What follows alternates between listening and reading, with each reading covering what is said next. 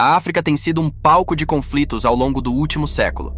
À medida que os impérios coloniais europeus enfraqueciam, o continente era envolto pela sombra da Guerra Fria. Nesse contexto, a África viu a descoberta de vastos recursos naturais e a proliferação de armas, o que proporcionou oportunidades para idealistas e insurgentes buscarem o poder. Isso é o que representa Desembaraçar África. E neste episódio, analisamos a Guerra da Independência da Guiné-Bissau, que pode ser considerada como o equivalente vietnamita de Portugal. A Guiné Portuguesa é uma das 3 regiões africanas chamadas Guiné. Uma delas era de domínio francês, e agora é conhecida como Guiné. Outra era espanhola, e hoje é a Guiné Equatorial. E a terceira, foco deste vídeo, era governada por Portugal, e agora é chamada Guiné-Bissau. A história da Guiné-Bissau inclui 500 anos de domínio colonial por parte de Portugal, e na década de 1950, a situação era sombria. Portugal estava sob o regime ditatorial de Antônio de Oliveira Salazar, que demonstrava pouco interesse em seu antigo império colonial. Investimentos na Guiné-Bissau eram mínimos, e o governador local nem mesmo sabia quantas pessoas estavam sob seu comando. A infraestrutura estava em estado de abandono, com estradas não pavimentadas, tornando escolas e clínicas inacessíveis para a maioria da população. A taxa de analfabetismo chegava a 99%, e epidemias, incluindo a doença do sono, ceifavam vidas em números alarmantes. Pequenos movimentos de resistência surgiram ao longo da história colonial da Guiné-Bissau, mas nenhum deles obteve grande sucesso. Contudo, um homem acreditava que poderia mudar esse cenário: Amílcar Cabral. Com formação em agronomia, Cabral se tornou um ativista enquanto estudava em Lisboa. Ele era um crítico ferrenho da ditadura em Portugal e advogava pela independência dos territórios ultramarinos portugueses. Ao retornar à Guiné-Bissau, ele cofundou o Partido Africano para a Independência da Guiné e Cabo Verde, PAIGC, ao lado de seu colega ativista Rafael Barbosa. Suas atividades começaram de maneira pacífica, com manifestações, mas rapidamente evoluíram para a violência.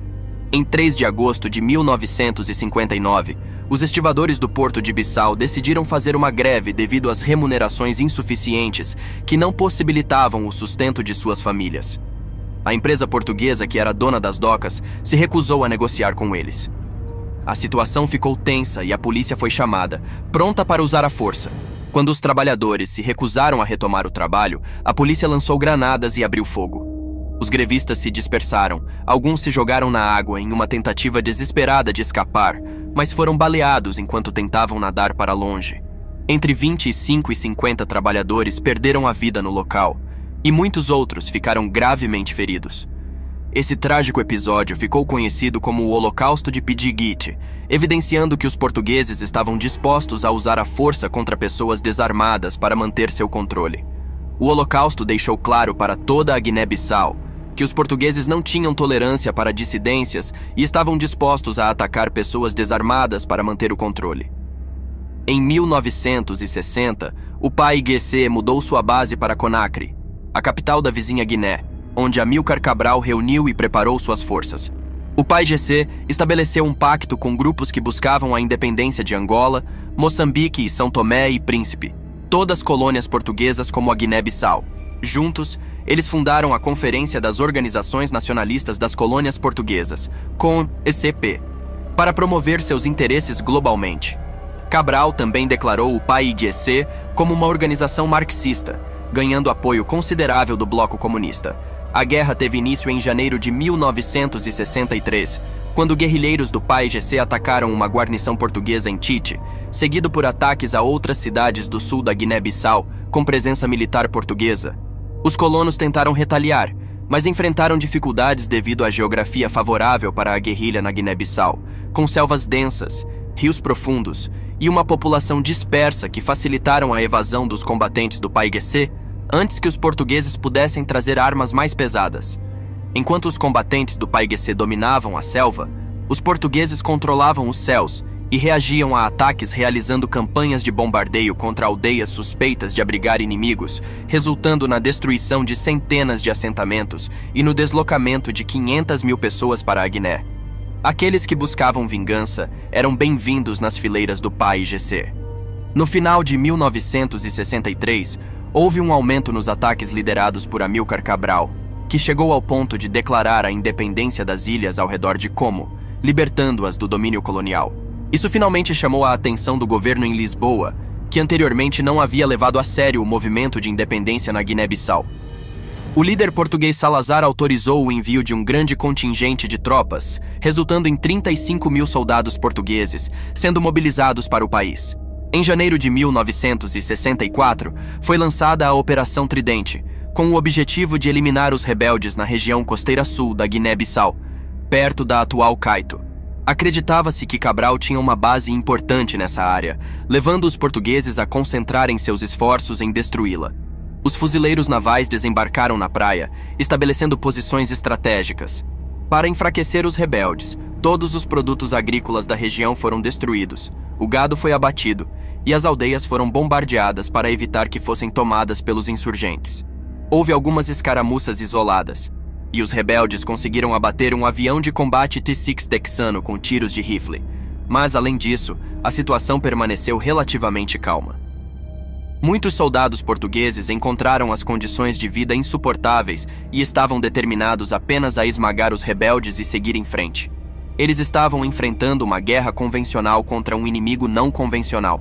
Em abril de 1964, as forças portuguesas se retiraram de Como, que rapidamente voltou ao controle do Pai Jessé, com as forças de Cabral auxiliando os aldeões a recuperarem seu gado perdido. Embora tecnicamente tenha sido uma vitória para os portugueses, a Operação Tridente acabou se tornando uma vitória de propaganda para Cabral, ganhando visibilidade internacional. Portando relatos de aldeias em chamas e pessoas famintas, Cabral solicitou assistência da comunidade global. Cuba prontamente ofereceu seu apoio, enviando diversas unidades médicas do exército e especialistas para suprir deficiências de recursos. A União Soviética também demonstrou solidariedade com a nação negligenciada, optando por enviar armas de fogo, como rifles Kalashnikov e lança-foguetes RPG. Em 1965, 75 guineenses foram matriculados em um programa de treinamento de guerrilha na União Soviética, enquanto um grupo de mulheres foi capacitado como enfermeiras em diferentes partes da URSS. A República Popular da China também contribuiu generosamente, enviando munições e armamentos, acompanhados de mensagens calorosas. A maior parte da logística para essa ajuda internacional foi coordenada pelo governo guineense, que compartilhava a mesma ideologia da causa de Cabral e estava disposto a ajudar no movimento, mesmo à custa de sua própria segurança. Com o fornecimento de armas e o apoio oficial do bloco comunista, as fileiras do Pai Jessé cresceram. No entanto, isso aumentou a pressão sobre o abastecimento de alimentos, já que Cabral estava determinado a evitar explorar excessivamente a população local. Sua solução foi a agricultura. Ele treinou um grupo de agricultores em técnicas agronômicas e os enviou junto com os guerrilheiros. Quando chegavam a novas aldeias, os seguidores de Cabral instruíam os habitantes locais em novas práticas agrícolas e proviam-nos com ferramentas modernas, o que resultava em um aumento na produção agrícola. Nesse sentido, não importava que os guerrilheiros precisassem depender mais dos recursos locais, pois agora os habitantes tinham mais a oferecer. Isso fazia parte de uma estratégia mais ampla para conquistar o apoio dos guineenses para a causa do Pai Jessé. Juntamente com a repressão brutal de outros grupos independentistas, como a Frente de Luta pela Independência Nacional da Guiné, cujos membros foram eliminados quando se recusaram a se aliar ao Pai Jessé, essa estratégia funcionou. Na década de 1960, o Pai Jessé se tornou a força mais poderosa em busca da independência na Guiné-Bissau. A crescente aprovação internacional pelos insurgentes validou o conflito e suscitou preocupações em Lisboa. Em 1968, a possibilidade real de perder a Guiné-Bissau para um governo hostil começou a se materializar. Para lidar com essa situação, Portugal mobilizou o general Antônio de Spínola e deu início a uma nova abordagem. Em vez de destruir aldeias e prejudicar o gado, Portugal optou por tentar conquistar a população local através de ações benevolentes. O general Spínola iniciou a construção de estradas, escolas e clínicas nas áreas periféricas, além de reestruturar a administração colonial, visando diminuir a discriminação contra os guineenses locais.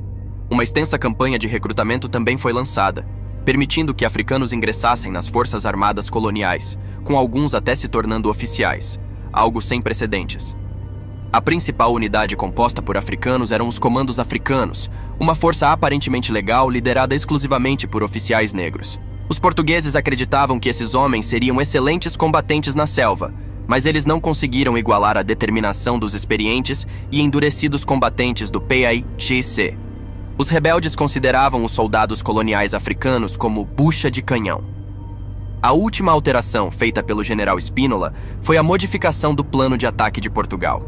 Em vez de realizar grandes manobras, passaram a efetuar ataques direcionados contra as bases de abastecimento dos rebeldes. Simultaneamente, os agentes de inteligência começaram a recolher informações sobre os líderes do PAIGC, sendo que Amílcar Cabral, o fundador do movimento, era um alvo óbvio. No entanto, Cabral também estava atraindo crescente atenção internacional. Em 1969, Cabral firmou um acordo com a Suécia para assistência médica, o que fez com que a Suécia se tornasse rapidamente o principal patrocinador não militar do PAIGC. Os suecos ficaram particularmente impressionados com a competência de Cabral na liderança da luta de libertação, o que representava uma ameaça para os portugueses. Em novembro de 1970, os portugueses lançaram a Operação Sea Green, na qual 420 fuzileiros navais coloniais invadiram a capital guineense, Conakry. Os objetivos incluíam a destruição dos navios de desembarque do PAIGC, o resgate de prisioneiros de guerra, a derrubada do governo da Guiné e a neutralização de Cabral. Os dois primeiros objetivos foram alcançados rapidamente, mas a derrubada do governo provou ser uma tarefa mais difícil do que o planejado.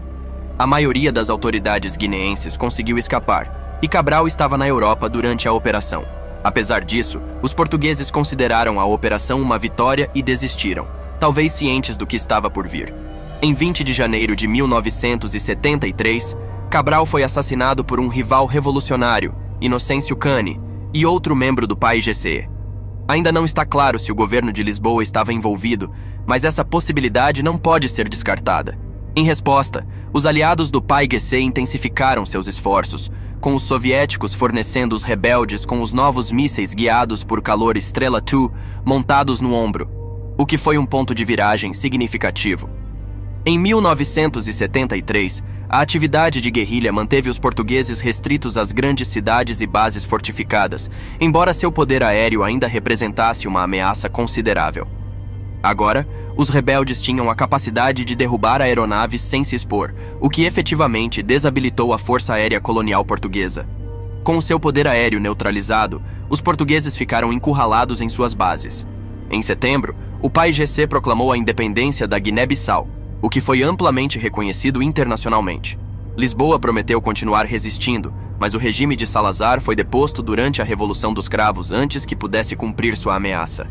O novo governo de Portugal concedeu a independência completa à Guiné-Bissau, encerrando um conflito que durou 11 anos e meio. Agora, qual é a sua opinião sobre por que a campanha de guerrilha do PAIGC teve tanto êxito? Você acredita que o resultado teria sido o mesmo se Cabral não tivesse mobilizado apoio? Quem você acha que ordenou o assassinato dele? Compartilhe seus pensamentos nos comentários.